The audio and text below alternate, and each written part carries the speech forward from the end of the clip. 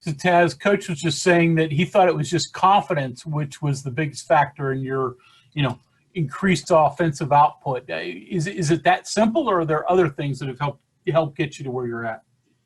Well, I do feel like it's that simple. I feel like, of course, last year coming into a new team, not even as a young guy, just as a junior, and having to step into a kind of older role already with people that was already here last year. It was last year just coming in, my confidence level wasn't that high. I was trying to find my niche and find out what my role is for the team. This year, they put all the confidence in me, and still all the confidence in me that I need is just do what I do, how I play the game, and just continue just to produce and just play my game. And once I'm aggressive, everything just kind of flows in for me. When I'm not aggressive, I'm just hurting the team more than helping. Jackson, you're next. Hey, Taz, what do you guys when you guys look at Texas on film? What do you guys see with their defense? They're leading the Big 12 and field goal percentage defense. Teams have a hard time making shots against them. What do you guys see there? Well, in ways they kind of play like us defensively. Don't allow the ball to be reversed, and they definitely make you be strong with the ball. If you lose the ball, of course they'll pressure you, and they'll eventually turn you over or try to get you to force a bad shot. But no, their defense is kind of good. I watched them on film a good amount of times. I've seen them play on TV a good amount of times. They kind of play like us, which I feel like wouldn't really bother us that much as we play against us every day. And we just kind of know what passes to make, what passes to not make. And they force you to take bad shots, long threes, so they can get out in transition and run, which they're very good at.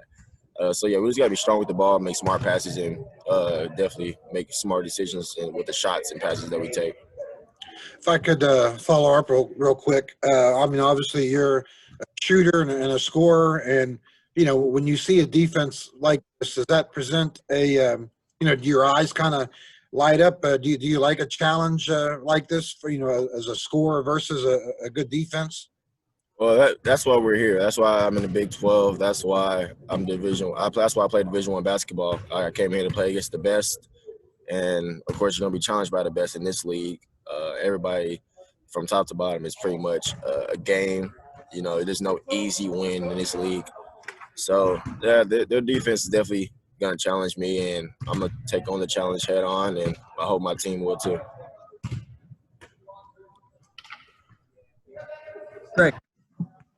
Taz, take me into the mindset of a comeback. Each of the last two games, you guys faced big deficits and obviously came back in each and got the win at Oklahoma State. So, discouraging when you look up and you see you're down 18. How do you maintain when you're down that big? Of course, it's a little discouraging. I'd be a liar if I say if I look up at the scoreboard and we're down 18 that I'm just not discouraged a little bit. But the point of the start to making a comeback is to get everybody on the same page, to let everybody know we're not losing. So both games, it was somebody in the huddle. We're not losing this game. We're going to win this game. We're going to find a way. Because we made comebacks last year, Cancun tournament. I'm pretty sure other games we had comebacks. And, even though we don't necessarily want to just have to come back every game, that definitely shows the resiliency we have a team. And it's not that discouraging once we just look up, see what we need to do. If we playing bad, then we know what we need to do to fix it. And, just fix all the problems that we have amongst ourselves in the huddle, on the court, and just bring all the energy. The team that has the most energy during these types of games with the no fans always wins.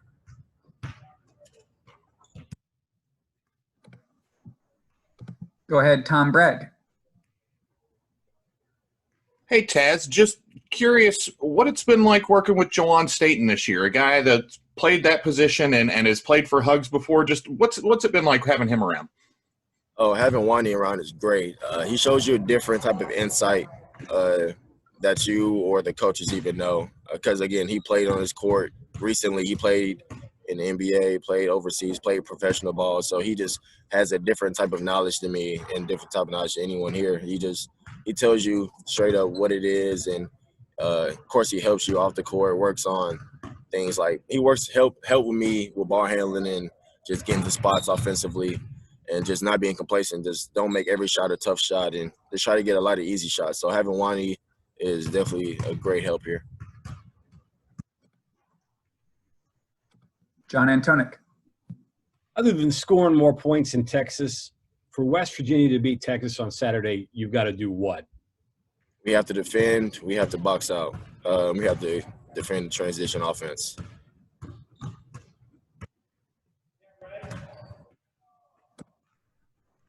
We'll go to Mike Kazaza. Taz, how's it going? Yeah. Question for you on your offense. I know it's most of the same people, and it's not a majorly different thing, but I'm trying to think of what game it was. Maybe Oklahoma State. You back cut, and I think Gabe fed you for a pass, and you tried to dunk it, and it looked totally different than what you guys have been doing. It was almost like 5 out. And it just seems like you guys are passing and moving a little bit more freely too. How much different is it for a player? And then is it more suited to who you have and what you can do right now? Well, it's different for me and my specific ability because I play on the outside, of course, anyway, and just open up driving areas and cutting areas and just lanes open up when we just have that 4 out, sometimes 5 out offense. And, you know, you can just get into the driving kicks more like other teams do to us. Other teams just drive, try to get downhill, kick out for open shots, and if they don't have the open shot, they just attack downhill. And that's really the start of a good offense. If you can get downhill on an opponent, cause help, spray it out, and we can get an open shot, then that's great for our offense. And I feel like that's what we've been doing. We're not letting the ball stick to our hands as often lately. With our offense now, since it's kind of changed a little bit, we kind of run this 4 out 1 in thing to where Derek doesn't get double teamed a lot, and if he does, he has the passing and vision to find the open guy. And that's what we've been doing lately. Just trying to create offense on the outside so we can draw the defense in and just pitch it out, and then eventually throw it into DC if he has a one-on-one matchup. And we've been doing that pretty lately. Last couple for Taz. Go ahead, Justin. Hey, Taz, you guys are basically, I mean, this will be basically the second month of the season that you guys have been going through this weird thing. And you can look around the country and see all the teams that have paused activities or have had to cancel games and postpone games. You guys haven't had anyone test positive yet, since the summer, but during the season, no one's tested positive. Surprised by that at all? And what's it been like, going through the constant testing? Well, I'm not going to say it's a surprise for us because I feel like we're all focused and we're all trying to do the right thing just to have all these games and continue to stay on the floor. Everybody's been doing a good job. We've been holding everybody accountable. And, of course, everybody's been holding themselves accountable. Just be wary of where you're going, have a mask on, and just try to be as responsible as possible. And the tests, they're repetitive. We get 3 a week. But, that's what you have to do to play. And so none of us are just complaining about getting the test because we know that's what we have to do to stay on the floor. And, of course, that's what all we want to do. We was in the Big 12 tournament last year, and we felt the hurt of it being canceled, and we don't want that this year. We did a lot of hard work this year. We put in a lot of work since the summer, and we don't want all that to go to waste. And Chuck Landon, go ahead.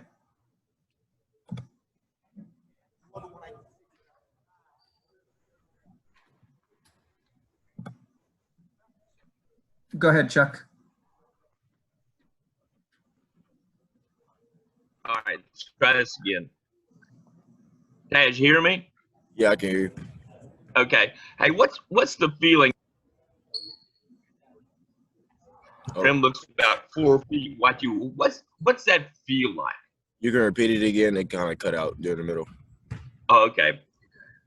When you're on a hot streak and you've made 3 or 4 baskets in a row, and the rim feels like it's about 4 feet wide, what does that feel like to you? I just feel like I can make every shot.